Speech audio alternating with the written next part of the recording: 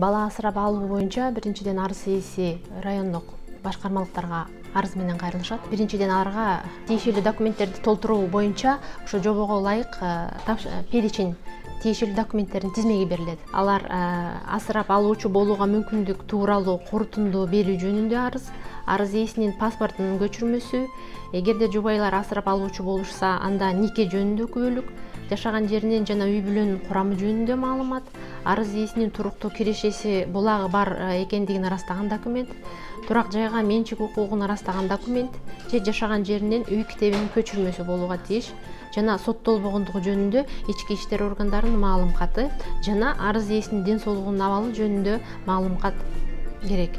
Арыз ээси бул документтерди топтоп чогулткандан кийин аймактык башкармалыкка арыз менен кайрылат.